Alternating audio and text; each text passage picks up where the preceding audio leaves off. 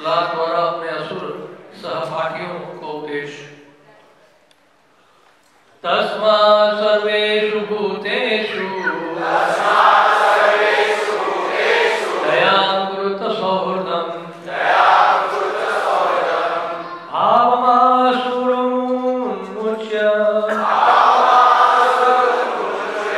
जया तुष्यति यथोक्षजः। तस्मात् सर्वेषु भूतेषु दयां कुरुत सौहृदं भावमासुरमुन्मुच्य जया तुष्यति यथोक्षजः। तस्मात् सर्वेषु भूतेषु दयां कुरुत सौहृदं भावमासुरमुन्मुच्य जया तुष्यति यथोक्षजः।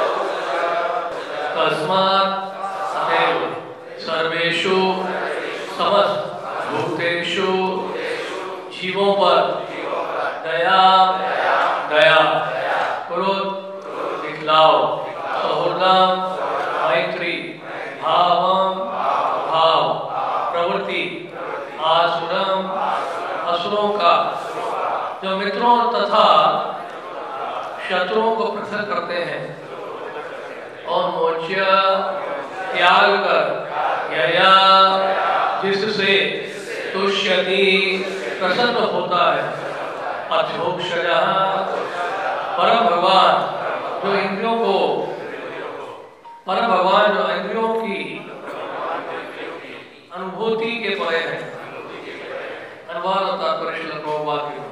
अतएव हे असुरों से उत्पन्न मेरे प्यारे तरुण मित्रों, तुम सब ऐसा करो कि वे परम भगवान जो भौतिक ज्ञान की धारणा से परे हैं वह तुम पर प्रसन्न हो।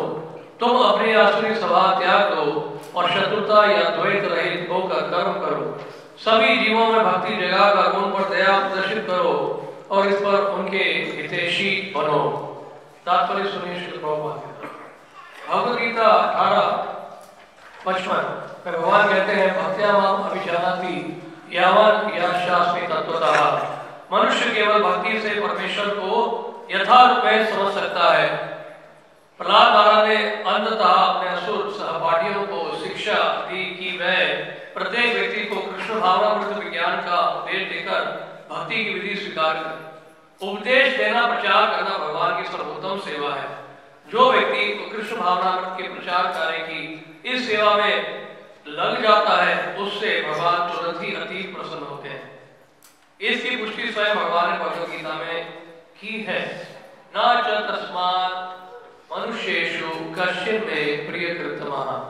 इस संसार में ना तो उससे बढ़कर प्रिय मेरा दास है न भविष्य में कभी इससे बढ़कर प्रिय होगा।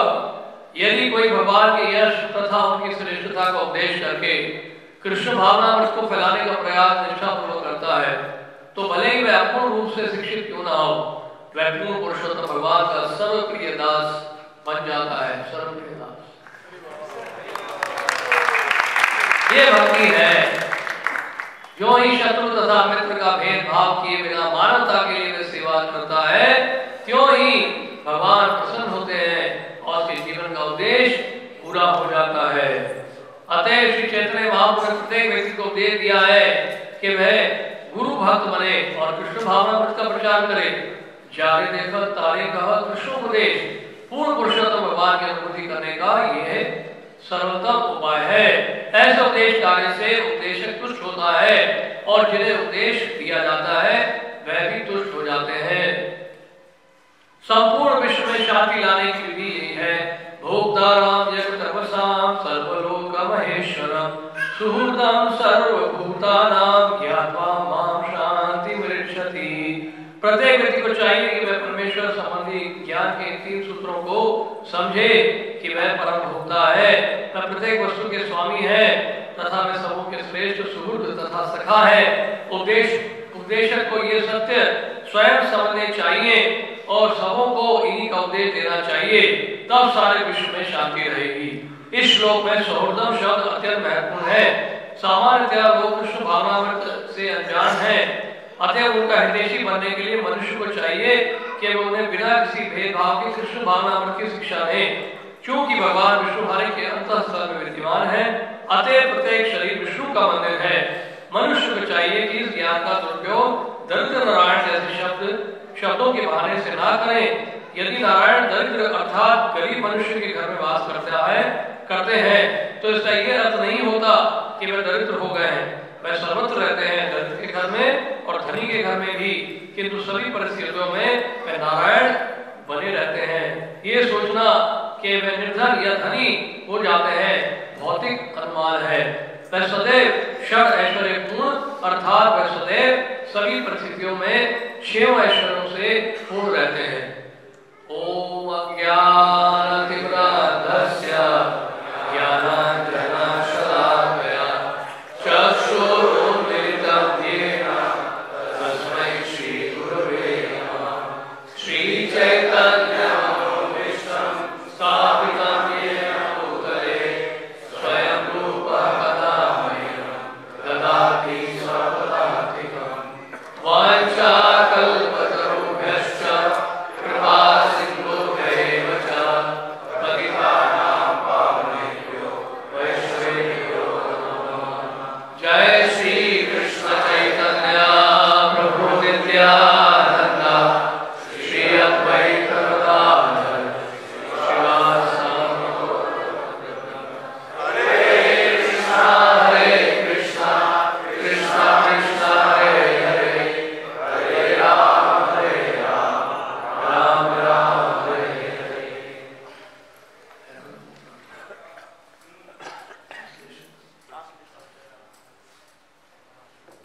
हरे कृष्ण। प्रहलाद महाराज उपदेश दे रहे हैं यहाँ पे असुर मित्रों को, असुर बालकों के मित्रों को प्रहलाद महाराज यहाँ पे उपदेश दे रहे हैं। बहुत ही महत्वपूर्ण उपदेश है। हे असुरों के से ऊपर मेरे प्यारे तरुण मित्रों, तुम सब ऐसा करो कि वह भगवान जो भौतिक ज्ञान की धारणा से परे हैं तुम पर प्रसन्न हो। तुम अपनी आसुरी स्वभाव त्याग दो और शत्रु या द्वैत रहित होकर करो। सभी जीवों में भक्ति जगाकर उन पर दया प्रदर्शित करो और इस पर उनके हितैषी हो। तो दया ये बहुत ही महत्वपूर्ण गुण है भक्त का। दया हृदय में जब हमारे प्रकट होती है किसी जीव के लिए तो समझ लीजिए वैष्णवता का जो लक्षण है हमारे हृदय में प्रकट होने लगा है। क्योंकि वैष्णव सदा दूसरों के उद्धार के लिए सोचता है। वैष्णव यानी कौन है? वैष्णव परा दुखा दुखी, जो दूसरों के दुख को देखकर दुखी होता है उसको वैष्णव कहा गया। ये नहीं कि दूसरों के दुख को देखकर बड़े सुखी हो रहे हैं तो इसका मतलब भी वैष्णव बने नहीं।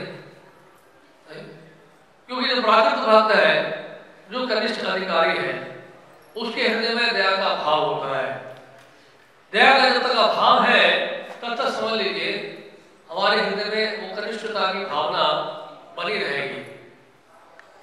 तो दया बहुत ही महत्वपूर्ण। दया नहीं भी है तो दया दिखाने का जो भाव है हमें प्रकट करने का प्रयास करना चाहिए। और सबसे महत्वपूर्ण दया क्या है?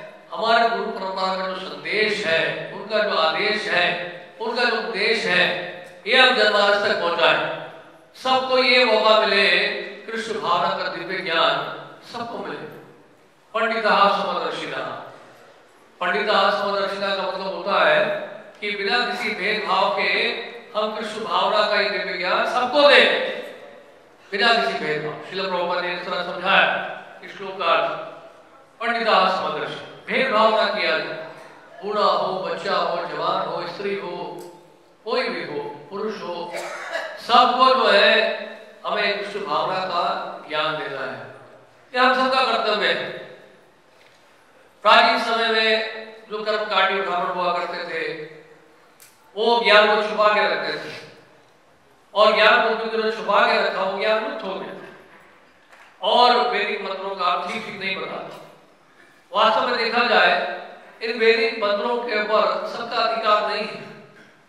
जैसे कि गायत्री मंत्र है, गायत्री मंत्र का उच्चारण सब नहीं कर सकते, उसके लिए कुछ योग्यता की आवश्यकता पड़ती है जो कि हमें गुरु की कृपा से मिलती है।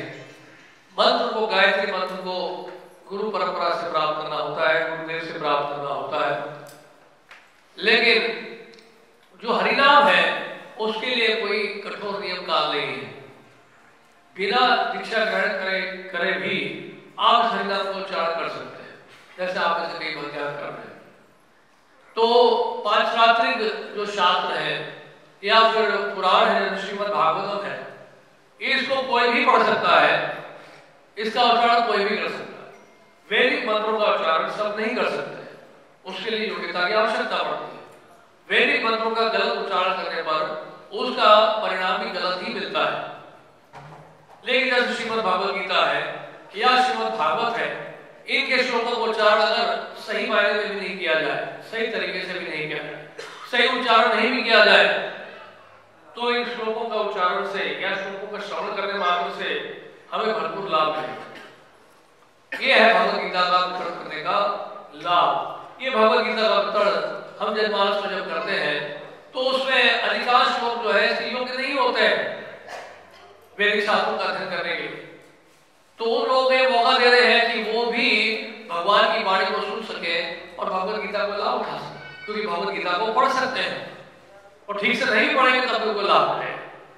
श्रीमद् भागवत पुराण उसको कोई नहीं भी पढ़ेगा और नहीं भी समझेगा, केवल श्लोक का उच्चारण कर भी लेगा टूटे फूटे शब्दों में, तब भी उसको लाभ मिलेगा। तो ये इतना महत्वपूर्ण है ज्ञान देना, यानी कि और ये सपोर्ट ज्ञान है। राज विद्या राजगुह्यम पवित्र विदम उत्तमम, नहीं प्रत्यक्षावगम धर्म सुसुखम कर्तुम अव्ययम। तो ये तो विद्याओं का राजा है। कौन सा ज्ञान? भगवत गीता का ज्ञान। भगवान भगवत गीता बता रहे राज विद्या राजगुह्यम, विद्याओं का राजा है। इसमें गुह्य ज्ञान है, गुह्यतर ज्ञान है, गुह्यतम ज्ञान है। श्रीमद् भगवत गीता में गुह्य ज्ञान आत्मा का ज्ञान गुह्य ज्ञान है, परमात्मा का ज्ञान गुह्यतर ज्ञान है, और भगवान अपने बारे में स्वयं बता रहे हैं वो गुह्यतम ज्ञान है। गीता का सार स्वयं भगवान श्री कृष्ण ही है।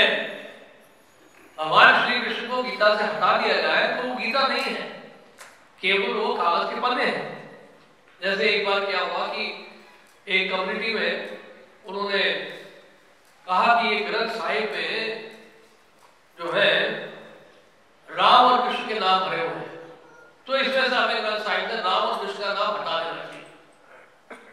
तो उसमें जो कुछ बहुत बुद्धिमान थे उन्होंने कहा कैसे हटाएं? अगर हम राम और कृष्ण का नाम गीता ग्रंथ साहिब में हटा देंगे तो केवल सिर्फ पन्ने रह जाएंगे और केवल इसका कवर ही रह जाएगा। ग्रंथ साहिब भरा हुआ है राम के नाम से, कृष्ण नाम से। तो कहने का मतलब ये है ये ग्रंथ बहुत बहुमूल्य है, महत्वपूर्ण है। भगवान श्री गीता बता रहा हूं सर्वस्व प्रभो मता सर्व प्रवर्तते इति मत्वा भजन्ते मां बुद्धा भावा साम्यतः। मैं हूं आध्यात्मिक और भौतिक जगत का कारण। जहां भगवत गीता समाप्त होती है, जहां भगवान गीता में कहते हैं सर्व धर्मान् परित्यज्य मां एकं शरणं व्रज, वहां से श्रीमद् भागवत का शुभारंभ होता है। श्रीमद् भागवत का शुभारंभ होता है तब श्रीमद् भागवत भी समझ पाएंगे। भगवत गीता लेकिन आधार है, इट्स बेसिस। इसलिए प्रभुपाद ने इसके साथ सबसे ज्यादा फोकस किया। कोई पूछ सकता है कि कोई और भी प्रभुपाद की बुक्स हैं, लेकिन हम भगवत गीता पर क्यों ज्यादा स्ट्रेस कर रहे हैं? इसका एक सबसे बड़ा कारण यह है कि हमारी संस्था में सबसे अधिक जो भक्त बने हैं हमारी संस्था में, वो भगवत गीता यथारूप पढ़कर बने हैं। श्रील प्रभुपाद, ये सबसे महत्वपूर्ण कारण है। तो प्रभुपाद की गीता को पढ़ेंगे, प्रभुपाद इतने सरल भाषा में समझा रहे हैं, बहुत सरलता से उन्होंने अनुवाद किया है, सामान्य व्यक्ति भी उसको समझ सके। प्रभुपाद ने कहा मेरे लिए चैलेंज ये है कि मैं चाहता हूं कि सामान्य व्यक्ति भी जो है, आम आदमी भी जो है, मेरी किताबों को समझ सके। प्रभुपाद ने कहा अनुवाद करना मेरे लिए कठिन नहीं है, लेकिन चुनौती क्या है कि आम आदमी भी जो है ग्रंथों को पढ़कर वो समझ सके, अपने जीवन को उतार सके व्यवहारिक रूप में। क्योंकि ये ज्ञान नहीं है, विज्ञान है, इंप्लीमेंटेशन है, साइंस है, विज्ञान है। एप्लीकेशन है, एप्लीकेशन का महत्व है। नॉलेज का महत्व नहीं है, नॉलेज का महत्व है, लेकिन नॉलेज से ज्यादा महत्व इसका है एप्लीकेशन का है, उसको विज्ञान कहते हैं। और ये चैतन्य महाप्रभु कह रहे हैं, क्या बोल रहे हैं? जय कृष्ण तत्ववेता सही गुरु हो। कौन गुरु बन सकता है? जो तत्ववेता है, one who knows the science of Krishna consciousness. Krishna भावना का जो विज्ञान जो है, जिस विज्ञान को जानता है, यानी उसकी जो अनुभूति कर चुका है, ज्ञान की अनुभूति कर चुका है, वो वास्तव में गुरु बनने लायक होता है। तो यानी कहने का मतलब है, ज्ञान को विज्ञान बदलने के लिए इस ज्ञान को अपने जीवन में उतारना होगा, तब इस ज्ञान का अनुभव कर सकते हैं। क्योंकि ये ज्ञान सामान्य ज्ञान नहीं, ये ज्ञान अपने आप में विज्ञान है। लेकिन हमारे लिए विज्ञान कब बनेगा? जब हम उसको अपने जीवन में उतारें। क्योंकि श्रीमद् भगवद गीता का अध्ययन या श्रीमद् भागवत का अध्ययन ये भक्ति का अंग है, ये ज्ञान का अंग नहीं है। कोई अगर किताब पढ़ रहा है तो उसको हमें निरुत्साहित या डिस्करेज नहीं करना चाहिए या पढ़ते रहते। वो शास्त्र पढ़ रहा है, भगवान की वाणी सुन रहा है, श्रीमद् भागवत पढ़ रहा है, और हम कहते हैं कि ये क्या कितना ज्यादा ज्ञान इकट्ठा कर रहे हैं। ज्ञान नहीं है, भक्ति का अंग है। ये भक्ति का अंग है। श्रीमद् भागवत भगवद गीता का अध्ययन कर रहे हैं, भक्ति का अंग है। तो भगवद गीता उसका वितरण करते हैं तो हम समाज में क्या दे रहे हैं? सबको भक्ति दे रहे हैं। यहाँ पे प्रहलाद महाराज कह रहे हैं, सभी जीवों में भक्ति जगाकर उनका दया प्रदर्शित करो और इस पर उनके हितैषी बनो। यानी प्रचार का मतलब है कृष्ण भक्ति को जगाना। प्रचार का सरल अर्थ है लोगों की जो शुद्ध कृष्ण भावना है उसको हम जगाएं, उसको कहते हैं प्रचार। वो कैसे भी हो सकता है? पुस्तक वितरण से हो सकता है, प्रसाद वितरण से हो सकता है, संकीर्तन हरिनाम से हो सकता है। ये निकेत प्रकारे मन कृष्ण निवेदित, रूप गोस्वामी कह रहे हैं, ये निकेत प्रकार यानी किसी न किसी तरह से हमें लोगों को कृष्ण की सेवा में लगाना है। ये है प्रचार। और इस प्रचार के लिए, इस प्रचार में ये सर्वोत्तम साधन है एक ग्रंथ। क्योंकि भक्ति के बारे में थोड़ा विस्तार से पढ़ने श्रील प्रभुपाद ने अपने ग्रंथों में किया है।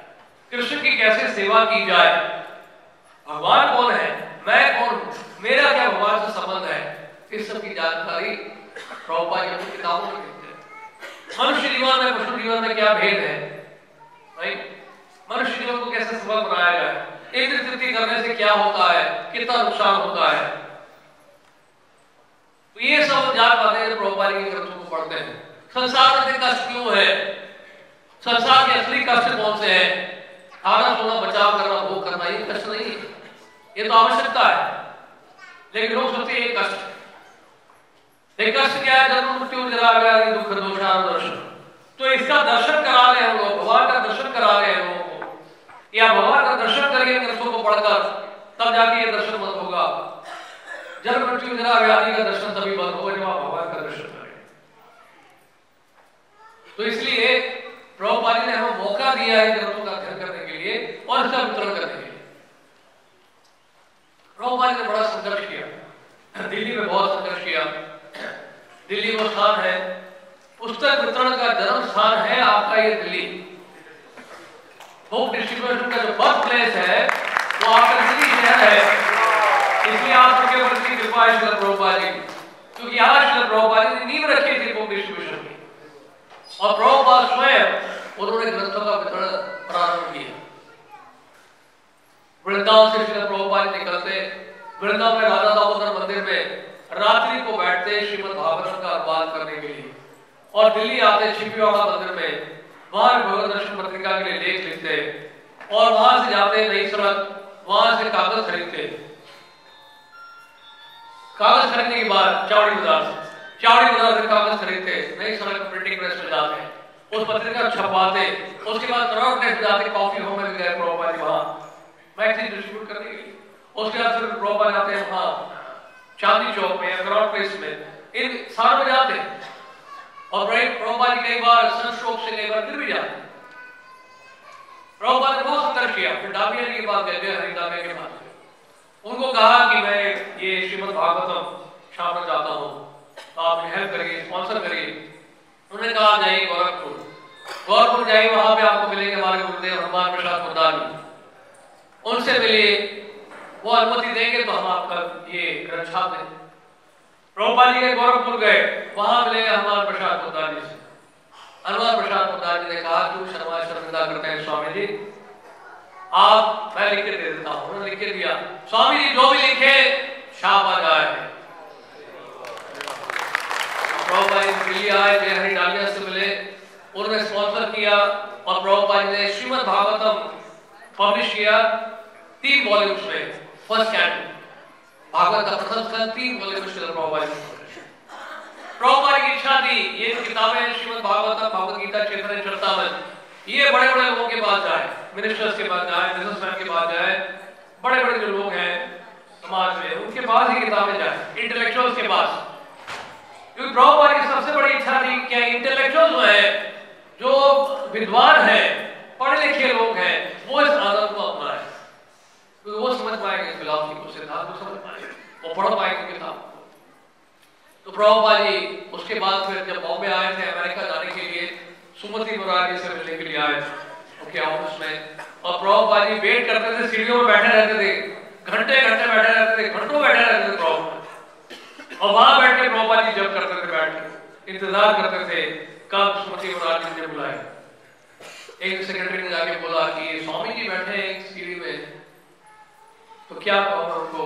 तो उन्होंने कहा अच्छा काफी देर से बैठे हैं, ऐसा करो कि कल सुबह को बुला लो ऑफिस।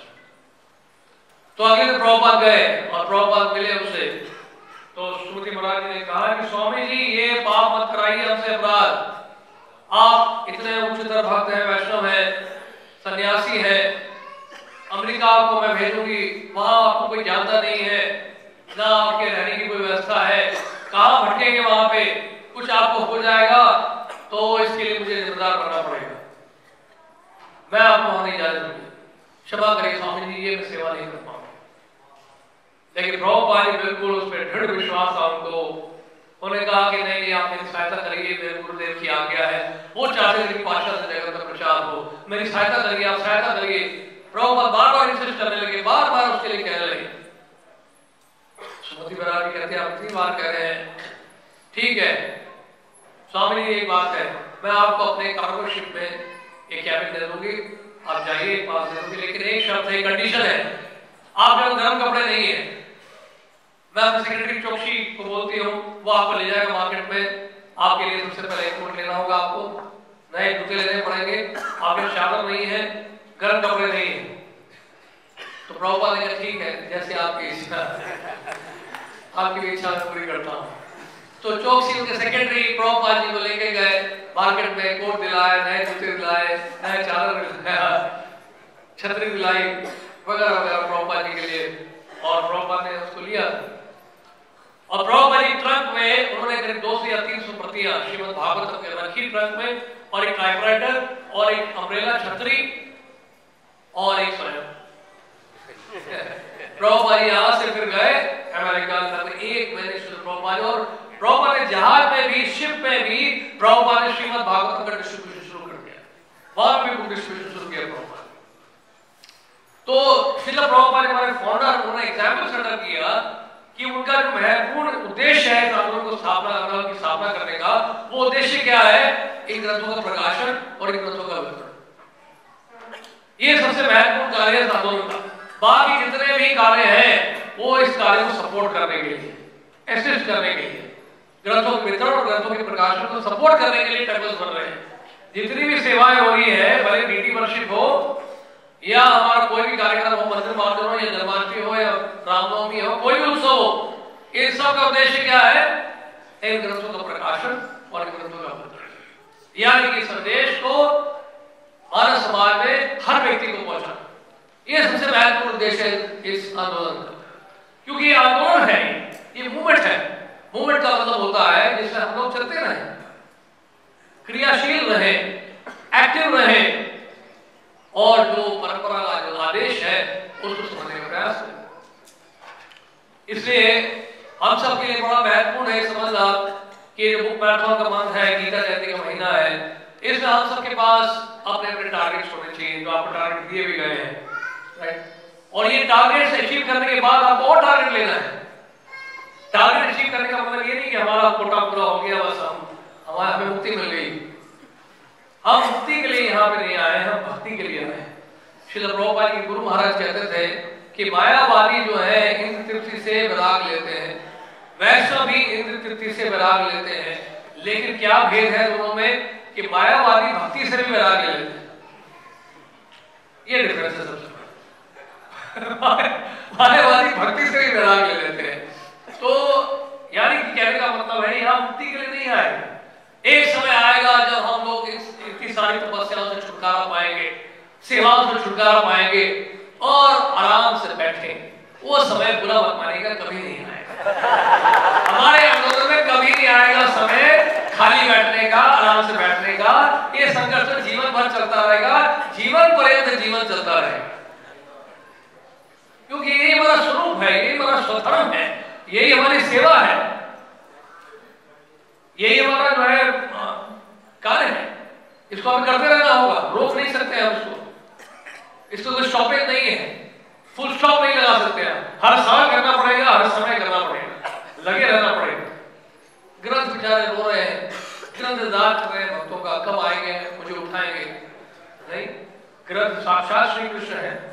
हरिनाम में, ग्रंथों में कोई भेद नहीं है। ये ग्रंथ इंतजार कर रहे हैं आप सब भक्तों का कि आप सब भक्त आएंगे और मुझे उठाएंगे और लेके जाएंगे मुझे बाहर अपने साथ, और मुझे किसी को देंगे, उसका भी उद्धार होगा। वो भी यही करेगा कार्य आकर, वो भी ग्रंथ बांटेगा, जो भी भक्त बनेगा वो ग्रंथ बांटेगा। इसलिए आपके प्रचार की सफलता क्या है? जितने लोग आप यहाँ बेस खोल के बैठे हैं, उस बेस का बेस क्या है? जितने भी बेसिस है, BACE का बेस क्या है? BASE इसका बेस क्या है? इसका बेसिस है, इसका आधार है कि वहां जो भक्त बन रहे हैं वो इन ग्रंथों के वितरण लगे। हमारा वो कोई पर्पस नहीं है, हमारा एक ही एजेंडा है। भले आप टेंपल ज्वाइन करें या बेस में रहे या घर में रहे ग्रस्त बन के, सबका एक ही एजेंडा है हमारा। हम सबको एक ही मिशन में लगना है, ग्रंथों के वितरण में, और कोई मिशन नहीं है हमारा। जितने भी आप सेमिनार कर रहे हैं, जितने भी आप बेसिस बोल रहे हैं, उसका एक ही उद्देश्य है। सेमिनार का आउटपुट क्या होना चाहिए? जो सेमिनार सुनने वाले हैं, जो सेमिनार देने वाले हैं, उन सबका उद्देश्य क्या होना चाहिए? सेमिनार सुनने के बाद सब ग्रंथ के बाहर जाए। कोई उद्देश्य और कोई पर्पस नहीं है। सेमिनार हमारे जीवन का लक्ष्य नहीं है। सेमिनार तो केवल एक छोटा सा एफर्ट है आपको इंस्पायर करने के लिए, लेकिन असली कार्य नहीं है हमारा। हमारा जो संकीर्तन है या कीर्तन मेला है, संकीर्तन मेला है, वो सड़क पे है। एक होता है कीर्तन मेला, एक होता है संकीर्तन मेला। कीर्तन मेला आप टेबल हॉल में करते हैं, संकीर्तन मेला हम सड़क पे करते हैं, राइट? और सड़क में संकीर्तन मेला करते हैं, हमारे जीवन में कीर्तन मेला बड़ा अच्छा लगता है। लेकिन ये कीर्तन मेला जो है 365 दिन आप कर सकते हैं। जब आप संकीर्तन मेला में वहां पर खुद कोई नहीं, जितने लोग आप मिल रहे हैं उन सबको आप कीर्तन सुनाइए, उन सबको ग्रंथ दीजिए, उन सबको संकीर्तन मेला में शामिल करिए। ऐसा कार्यक्रम हमारा 365 दिन चलता है। किसी ने उस दिन कहा पूरी दिल्ली में कीर्तन मेला नहीं हुआ, हमारा 365 दिन कीर्तन मेला होता है। हम सड़क पे करते हैं कीर्तन मेला। साल में एक बार मायापुर में कीर्तन मेला होता है, बाकी पूरे साल हम लोग सड़क पे करते हैं। वो है हमारा संकीर्तन मेला, और इसमें आपको सबको भाग लेना है। ऐसे कीर्तन मेला में बैठे थोड़ी देर फिर चल दिए घूमने। इस संकीर्तन मेला में सबको भाग लेना। दुनिया भर में आज आइए, इंडिया में सबसे आसान है ग्रंथों का वितरण करना। आज के डेट में भी बुक डिस्ट्रीब्यूशन इस कंट्री में बहुत आसान है। जैसे कि पिछली बार महाप्रभु बता रहे थे कि आप ऐसे कुछ भक्तों को हमें रशिया भेजना चाहिए और वहां जाके देखना चाहिए कि वहां बुक डिस्ट्रीब्यूशन कितने टफ कंडीशन में भक्त कर रहे हैं। वहां तो अभी गवर्नमेंट ने रिस्ट्रिक्शन डाल दिया है कि हर एरिया में आप बुक डिस्ट्रीब्यूशन नहीं कर सकते। रशिया में जानते हैं आप, ये लेटेस्ट जो डेवलपमेंट हुआ है, हर जगह आप बिक्री नहीं कर सकते हैं, हर जगह बुक डिस्ट्रीब्यूशन नहीं कर सकते। बड़ा हेवी रिस्ट्रिक्शन डाल दिए, करेंगे तो आप अरेस्ट हो जाएंगे। भक्तों को कितना कष्ट होता है वहां पे, गवर्नमेंट की तरफ से रिस्ट्रिक्शन है, टेम्परेचर बिल्कुल लो है, 0 से नीचे -10 डिग्री मॉस्को में भी टेम्परेचर है। मॉस्को में कितना टेम्परेचर है? -10 डिग्री सेल्सियस। और आप देखिए वहां पे पूरा जैकेट वगैरह पहन के पूरा शरीर ढके, वो सिर्फ आंखें दिखाई देती हैं भक्तों की, और भक्त लोग जा रहे हैं करने के बाहर बुक डिस्ट्रीब्यूशन के साथ। हमें यहाँ पिछले साल हमारे यहाँ लेक्चर दे रहे थे, और उसी समय महाराष्ट्र मॉस्को से मैसेज आया कि 4-5 भक्त जो मॉस्को में संकीर्तन के लिए जा रहे थे, सुबह सुबह निकले थे 7-7:30 बजे, और वो जब एक रोड पर पहुंचे जहाँ बर्फ गिरी हुई थी, वहां पे गाड़ी स्किड हो गई और उसी गाड़ी में एक्सीडेंट, गाड़ी का एक्सीडेंट हुआ। उसी गाड़ी में 4-5 भक्त, उसमें से 2-3 भक्तों का वहां पर डेथ हो गई। तो प्रभुपाद यहाँ बैठ बैठे व्यास आश्रम बोले, बाहर कहा कि लोग संकीर्तन में जा रहे थे, I am sure they have gone back to Krishna. केवल संकीर्तन, यानी कि ये लाइफ में हमारा स्ट्रगल के लिए बनाया गया, संघर्ष के लिए बनाया गया। तभी तो आंदोलन होगा, तभी तो रेवोल्यूशन आएगा। रेवोल्यूशन समाज में कैसे आता है बताइए? खिचड़ी खा के या 20 पैसा मांग करके? केवल रेवोल्यूशन के लिए आपको संघर्ष करना पड़ेगा, रेवोल्यूशन के लिए आपको कष्ट उठाना पड़ेगा। कनिष्ठ अधिकारी का एक सबसे बड़ा लक्षण होता है कि वो देहात्म बुद्धि में होता है। देहात्म बुद्धि में हम जितने भी हैं हम सब कनिष्ठ अवस्था है, यानी कि हम सोचते रहेंगे हमारे शरीर का क्या होगा, हमारा क्या होगा, हमारा ही अपना स्वार्थ, उस स्वार्थ को पूरा करने के लिए दिन रात चिंतन करते रहेंगे तो संकीर्तन कभी नहीं हो सकता है। जो भी संकीर्तन कर रहे हैं, जो संकीर्तन में लगे हुए हैं, वो देहात्म बुद्धि में नहीं हो सकते, संभव ही नहीं। जब भी आप संकीर्तन कर रहे होते हैं, आप उस समय ट्रांसजेंडर प्लेटफॉर्म में होते हैं। श्रील प्रभुपाद ने बताया, श्रील प्रभुपाद ने पूछा कि प्रभुपाद बाहर तो बहुत रजोगुण तमोगुण है, बहुत माया है। प्रभुपाद ने कहा, वेरी वेल, संकीर्तन माया के नॉट टच, माया को छू नहीं सकती, और हम नहीं चाहते कि माया छुए हमें, नहीं, या माया छुए या जब आप खिचड़ी खा रहे हो, लेकिन बाहर जो संकीर्तन करते हैं तो माया छूती नहीं है, माया नहीं छू सकती। कहने का मतलब यह है कि यानी कि जहां हमें कष्ट उठाने का अवसर मिलता है, वहां हमें कष्ट उठाने का पूरा अवसर मिलता है, वहां पे पूरा फायदा उठाना चाहिए। समझ लीजिए प्रिविलेज है, ये मौका दिया गया, अपॉर्चुनिटी हमें दी जा रही है कि इस अवस्था में हम आगे बढ़ पाएंगे। This is a golden opportunity to advance in Krishna consciousness. कब? जब हमें कष्ट उठाने का मौका मिलता है, प्रिविलेज है। प्रभुपाद ने कहा प्रिविलेज है। प्रभुपाद ने कहा कि प्रभुपाद आप इतना कष्ट उठा रहे हैं, आप आपकी जिम्मेदारी हमें दे दीजिए, आप कितना जो है ट्रैवल कर रहे हैं, आप कितना कष्ट उठा रहे हैं। प्रभुपाद ने कहा कि आप मेरा प्रिविलेज मत छीनो मुझसे, कष्ट उठाने का कृष्ण के लिए। ये प्रिविलेज जो कृष्ण की सेवा के लिए जो कष्ट उठाने का प्रिविलेज है, प्रभुपाद ने कहा मत छीनो मुझसे, let me struggle for Krishna. इससे हमारे देखिए कई लीडर्स हैं, प्रभुपाद के डिसाइपल्स हैं, कितना कष्ट उठाया हो, लेकिन ऐसे कठिन अवस्था में, ऐसी कठिन परिस्थिति में जो भक्त जाते हैं उनके ऊपर नित्यानंद प्रभु की कृपा होती है, नित्यानंद प्रभु की बहुत बड़ी कृपा होती है। इसलिए प्रभुपाद ने कहा कि ये कहते हैं अपने आप को नित्यानंद वंश, हम हैं नित्यानंद वंश। कितने जलाए बधाई का वो उद्धार किया है जो अपने आप को नित्यानंद वंश कहते हैं। प्रभुपाद ने कहा हम हैं नित्यानंद परिवार के, क्योंकि हम नित्यानंद प्रभु की इच्छा पूरी कर रहे हैं। पूरे संसार भर में जलाए बधाई भरे पड़े हैं। कितने जलाए बधाई, जितने जलाए बधाई है उतने गौर दिखाई है प्रभुपाद की कृपा है। तो कहने का मतलब है कि कष्ट उठाने का जो मौका आपको मिल रहा है, उस मौके को गवाइए मत। जो मौके को गवा देंगे वो उनका लाइफ जो है सक्सेसफुल नहीं हो पाएगा। तो इसलिए हम सबको एक मौका दे रहे हैं, प्रभुपाद उस मौके का पूरा फायदा उठाइए। प्रभुपाद ने हमें बहुत कुछ दिया है, बदले हम उनको क्या दे रहे हैं, ये हमारे प्रश्न है। ये एक बार पंजाब की बात है, उस समय ये पिछले साल की बात, कुछ भक्त लोग जो है गीता जयंती के उपलक्ष्य में ग्रंथ बांट रहे थे, और ग्रंथ बांटते बांटते दिसंबर तो बीत गया, जनवरी का महीना आ गया। जनवरी लगभग सेकेंड वीक में थे, तो ग्रंथ बांट रहे गीता, उन्होंने कहा कि गीता जयंती है, हम ये गीता का वितरण कर रहे हैं, आप गीता लीजिए। मैंने कहा तुम झूठ बोल रहे हो, गीता जयंती तो दिसंबर में होती है, अभी क्यों बांट रहे गीता? भक्तों ने कहा कि गीता तो भगवान कृष्ण ने बोली थी दिसंबर में, ले लिखी गई थी जनवरी में। ये जनवरी में लिखने वाली गीता जयंती, वो बोलने वाली गीता जयंती की बात है। तो उसने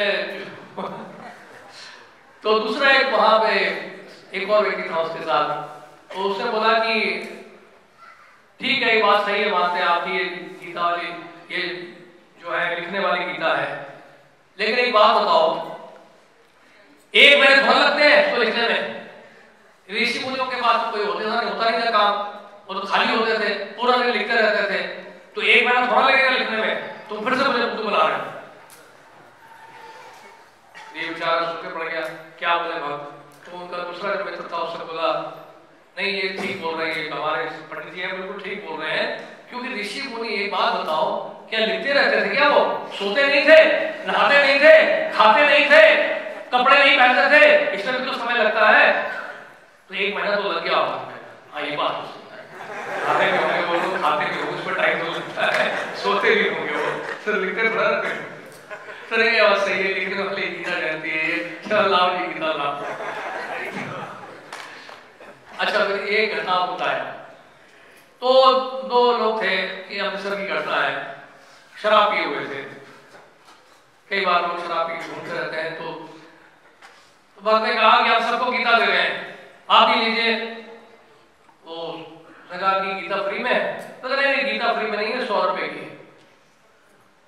तो उसने कहा कि लेकिन गीता तो उस समय भगवान कृष्ण ने बोली थी, वो तो फ्री में बोली थी, आप 100 रुपए क्यों ले रहे हो? 5000 वर्ष जो है गीता भगवान ने फ्री में बोली है, आप भी 100 रुपए ले लो। तो एक बहुत बड़ा चतुर था, भक्त ने कहा कि रिकॉर्डिंग के लिए रिकॉर्डिंग के लिए। दूसरा दोस्त था, उसने कहा कि भाई तुम बुद्धू बना रहे हो हमें, उस समय कौन सी रिकॉर्डिंग करनी थी? उस समय बेवकूफ बना रहे हो हमें। भक्त को भगवान ने बुद्धि दी, भक्त ने कहा ये देखिए क्या लिखा है, बीबीटी, ये रिकॉर्डिंग कंपनी है, 5000 साल पुरानी रिकॉर्डिंग कंपनी।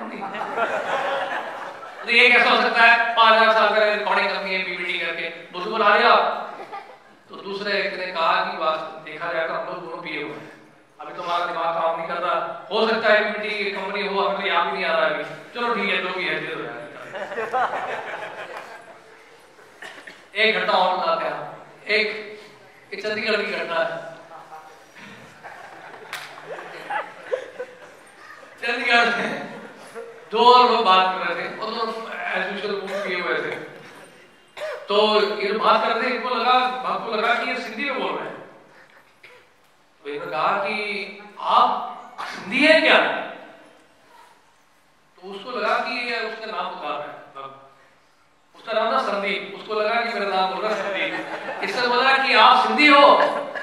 तो आपको कैसे पता चला? सर बताओ। तो गाड़ी बैठ के बात कर रहे थे, वो देख रहे थे की तरफ। जैसे उसने कहा कि आप सिंधी हैं, तो उसको लगा संदीप है। तो गाड़ी से बाहर निकल के आया और वो प्रणाम कर रहे, आशीर्वाद दीजिए। आपको कैसे पता चला मेरा नाम संदीप है?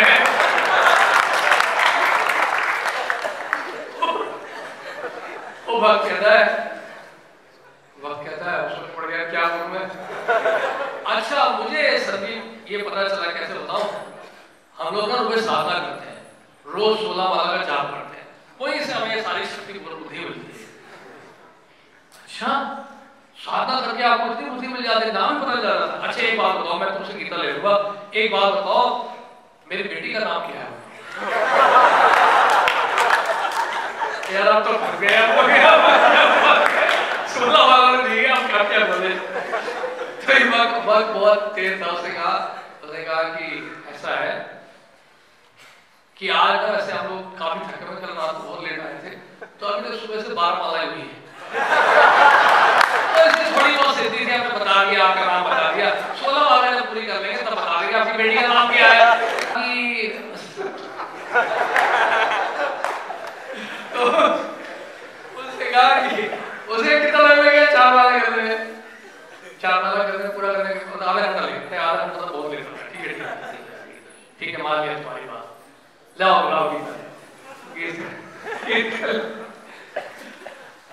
एक और बताया घटना। ये घटना है लुधियाना की, नहीं यहाँ की घटना बता रहे, पहले हमारे मंदिर की बता रहे, यहाँ भी घटनाएं होती है, दुर्घटनाएं भी होती है। यहाँ पे 5-6 दिन पहले 4-5 लोग आए, समझ आएगी फिर कौन थे? 5-6 लोग आए थे, हमारे हरिनारायण टू या बुक डिस्ट्रीब्यूशन कर रहा था। तो उनको पकड़ा, उनकी शादी थी किसी की लगता है, तो आए हुए थे यहाँ पे, उनको किताबें पढ़ाई, 100 रुपए की किताब खरीद ली, 5-6 किताबें। दूसरी किताब थी सेकंड चांस, ये नेगेटिव है थोड़ा सा, लेकिन ये भी स्टोरी सुनने के लिए अच्छा लगेगा आपको। तो उसमें फिर किताबें देखी, अच्छा किताब पढ़ी, इसे दे दो, 100 रुपए दे दिए। तो जैसे वो हरिनारायण बाहर आए, तो पीछे से 5-6 लोग आए, उन्होंने कहा, एक उसमें से एक व्यक्ति ने कहा, सुनो पंडित जी एक बात बताओ, आपने 5-6 किताबें दी हैं, आपने उर्दू बना दिया हमें, ये देखो किताब में क्या नाम लिखा है, सेकंड चांस लिखा हुआ है, फर्स्ट चांस कहाँ पे है? पहले फर्स्ट चांस लेके आओ, कौन सेकंड चांस? किताब ली वो पैसा वापस ले लिया उसने, वापस कर दी किताब। तो वो कहता है कि फर्स्ट चांस का है, सेकंड चांस लिखा है। ऐसे ऐसे कार्टून मिलते हैं क्या? तो एक और घटना बताया आपको, एक घटना बता। तो एक बात था, वैसे करना तो नहीं चाहिए हमें, लेकिन एक बार एक भक्त ने क्या किया, 100 रुपए की था, 70 रुपए मिलते। तो फिर वो सामने वाला व्यक्ति बोलता ठीक है 70 रुपए की है, और ये देखो ये साथ में इसके साथ एक और किताब है, गीता के साथ, गीता से खरीद ली। तो ये क्या है? बोलो और नहीं चाहिए मुझे। नहीं नहीं, देखो आप किताब देख लो, किताब के ऊपर क्या लिखा है, पूर्ण प्रश्न पूर्ण उत्तर। एक दे रहे मुझे, देखो आप जब गीता पढ़ोगे ना, बहुत सारे प्रश्न मिलेंगे, उन सभी प्रश्नों के उत्तर मिलेंगे आपको इसमें, पूर्ण प्रश्न पूर्ण उत्तर में। अच्छा ये बात तो सही है, गीता पढ़ेंगे तो प्रश्न उठेगा, कितनी संस्कृत तो मैं जानता हूँ, लॉ दे दो, उसने ले ली, पूर्ण प्रश्न पूर्ण उत्तर ले लिया। उसके बाद फिर जो है उसने एक और किताब दी, एक किताब और दी, तो उसने बोला कि अब क्या है, बोलते ये आपके लिए कृष्ण भावना की अनुपम भेंट। बोलते हैं जो भी गीता लेते हैं और या जो किताब देते हैं साथ में, उनको भी अनुपम भेंट देते हैं कृष्ण। तो ये कितने की? बोले 15 रुपए की। यार ठीक है यार दे दो। फिर ये एक और किताब पढ़ाने लगे, एक किताब और पढ़ाने लगे, बोलते ये है सेकेंड चांस। सेकेंड चांस क्या है? तो एक और मौका दे रहे हैं आपको, किताब दे रहे हैं। तुम्हारी समझ सारी करतूत, मुझे और किताब नहीं चाहिए, 100 रुपए की किताब ले चुका मैं, बस उतना ही दूंगा। तो फिर उससे 100 रुपए के लिए सेकेंड चांस तो वापस कर दिया। तो ऐसे ऐसे घटनाएं होती है भक्तों के साथ, और ये सारी प्रेरणा भगवान देते हैं। गीता में जैसे भगवान कह रहे हैं तेषां सतयुक्तानां भजतां प्रतिपूर्वकं ददामि बुद्धि योगं तम येन मां प्रयान्ति। भगवान बुद्धि देते हैं, आपको केवल प्रयास करना है। अगर समर्पित भाव से अगर बाहर निकल गए हमको, ये सोच के कि हमें ग्रंथों का वितरण करना है, प्रभुपाद हमारी सहायता करें, गुरु परंपरा से प्रार्थना करें, हृदय से राधा कुमार जी से प्रार्थना करें, तो भगवान शक्ति भी देंगे, बुद्धि भी देंगे। देखिए हमारी जितनी भी सेवाएं हैं, उन सेवाओं के पीछे कृपा की आवश्यकता होती है। सेवा तभी हम कर पाते हैं जब कृष्ण की कृपा होगी, और उस कृपा को लेकर जब जाएंगे, लोगों तक पहुंचेंगे, लोगों को ये जो है दिखाएंगे ग्रंथ, देखिए ग्रंथ आपके लिए कितना अनुपम और बहुमूल्य भेंट है, इसको लीजिए आप, लोगों को विश्वास होगा। इसलिए प्रभुपाद ने ग्रंथों के वितरण पे बहुत जोर दिया। प्रभुपाद ने बहुत संघर्ष किया, दिन रात मेहनत की, तपस्या की। प्रभुपाद ने रात रात को बैठकर श्रील प्रभुपाद के ग्रंथों का अनुवाद करते थे, और जीवन के अंतकाल तक प्रभुपाद के ग्रंथों का अनुवाद किया।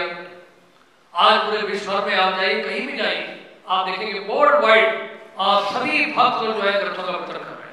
हर 7 सेकंड में, एवरी 7 सेकंड्स श्रील प्रभुपाद के बुक डिस्ट्रीब्यूशन हो रहा है, श्रील प्रभुपाद के बुक्स का डिस्ट्रीब्यूशन हो रहा है पूरे वर्ल्ड में। हर 7 सेकंड में कोई ना कोई किताब जा रही है। तो इस तरह हम लोग अगर उत्साह बनाए रखेंगे और ये प्रयास करते रहेंगे, हमें गुरु की प्रसन्नता के लिए, प्रभुपाद की प्रसन्नता के लिए बाहर जाना है, तो कोई भी कार्य जो है संभव नहीं। विरोध होगा, प्रोटेस्ट होगा। भक्ति सिद्धांत महाराज ने कहा जब विरोध होता है तब हमें पता चलता है कि सफलता मिली है कि नहीं। प्रोटेस्ट नहीं है और लगता है विरोध नहीं हो रहा है, बड़ा आनंद आ रहा है हमें श्रवण कीर्तन में, इसका मतलब कुछ कमी है, रेवोल्यूशन नहीं क्रिएट कर पाया। आज देखिए प्रधानमंत्री के लिए कितना विरोध हो रहा है, नहीं, क्योंकि वो देश में रेवोल्यूशन लेके आ रहे हैं, क्रांति।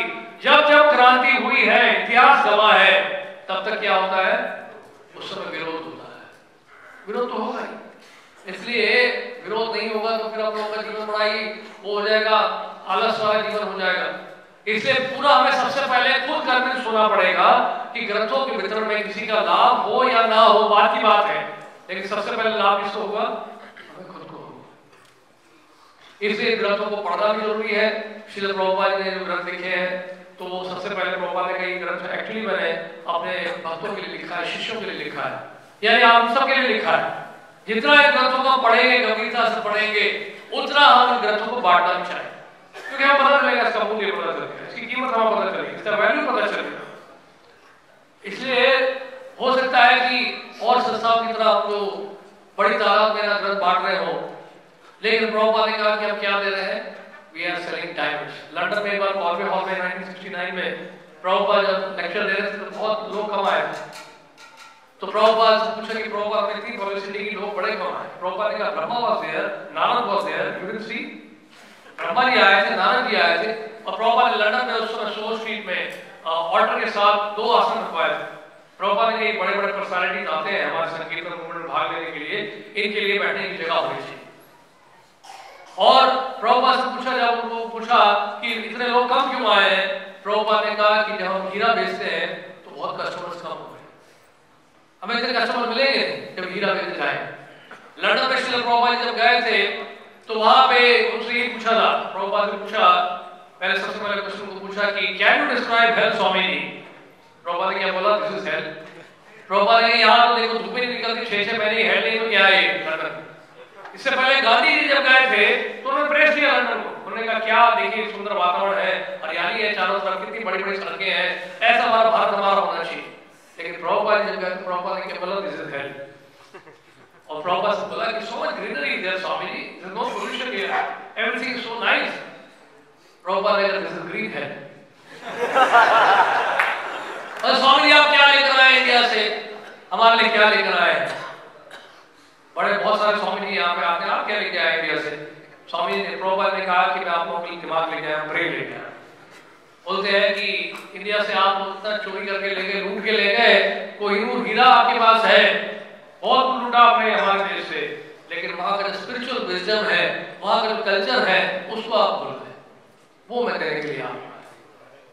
तो कहने का मतलब ये जो नॉलेज है, ये नॉलेज इतना इंपॉर्टेंट है। जैसे प्रभुपाद जब अमेरिका में गए, भक्ति स्वरूप दामोदर महाराज अपने कुछ साइंटिस्ट फ्रेंड्स के साथ आए थे, जब वो उसमें पीएचडी कर रहे थे, तो प्रभुपाद से उन्होंने पूछा कि स्वामी जी आप अमेरिका आए हैं तो यहाँ क्या लेने आए हैं? प्रभुपाद ने कहा मैं यहाँ भीख मांगने नहीं आया हूँ, तुम लोग यहाँ भीख मांगने आए हो। तुम यहाँ रिसर्च कर रहे हो किस लिए? क्योंकि तुम्हें डॉलर चाहिए, you have come here to beg dollars. मैं यहाँ भीख मांगने के लिए आया, मैं यहाँ देने के लिए आया। इससे प्रभुपाद ने पूछा कि Prabhupada you are so genius, आप इस कंट्री के राष्ट्रपति क्यों नहीं बनते अमेरिका के? प्रभुपाद ने कहा कि मैं राष्ट्रपति नहीं बनना चाहता अमेरिका का, बल्कि राष्ट्रपति का गुरु बनने के लिए तैयार हूं।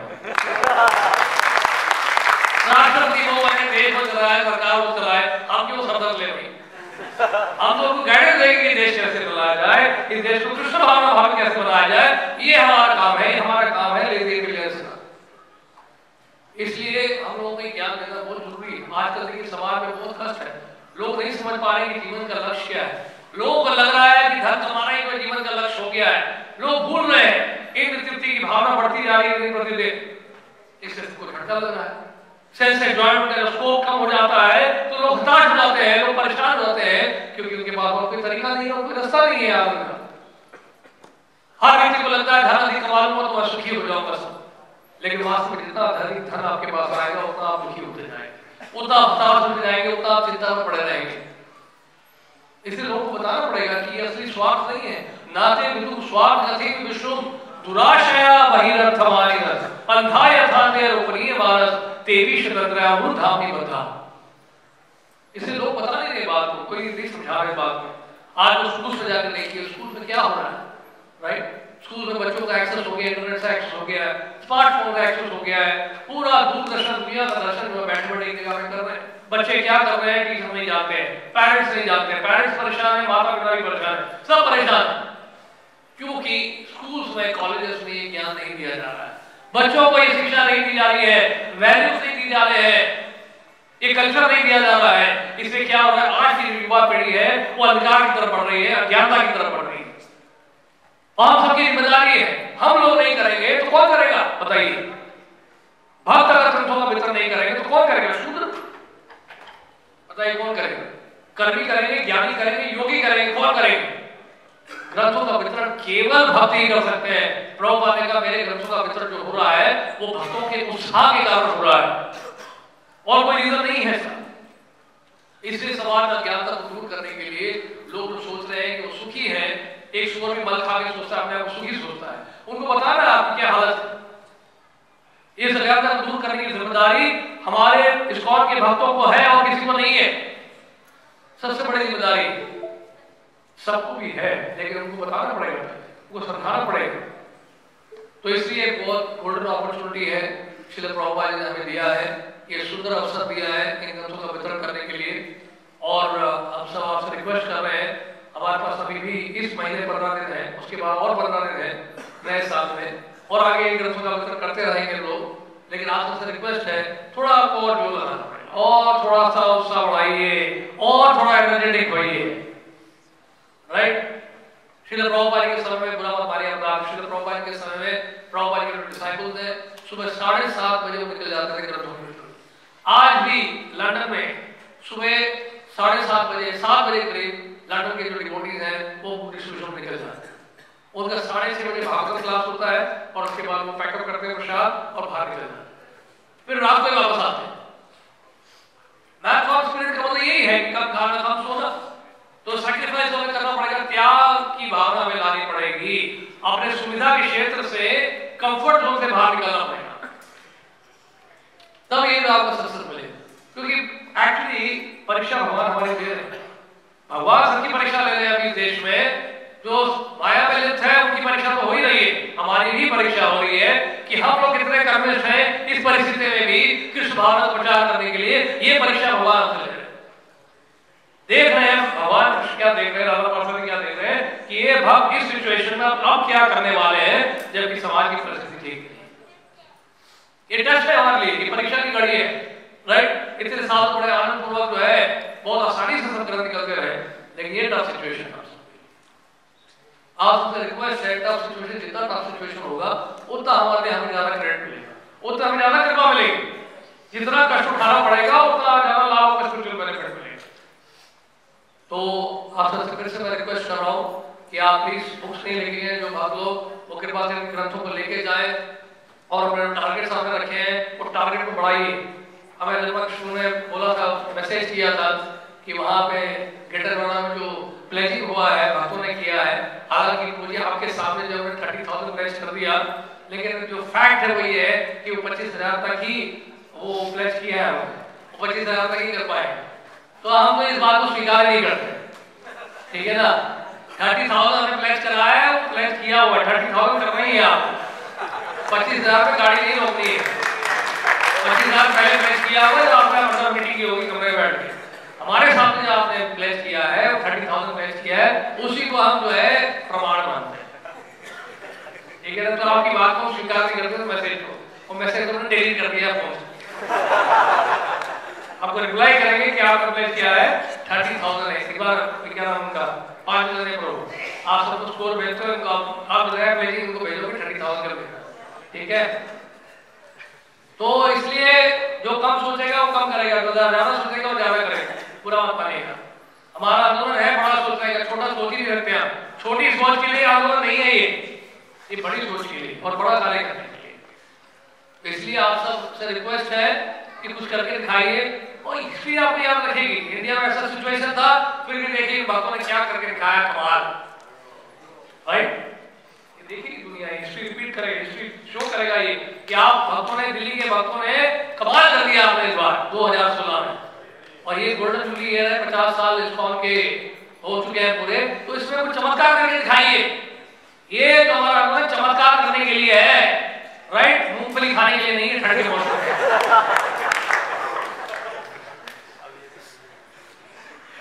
मूंगफली खाने के खत्म हो गया है, अभी आप ग्रस्त हो रही थी, मूंगफली नहीं।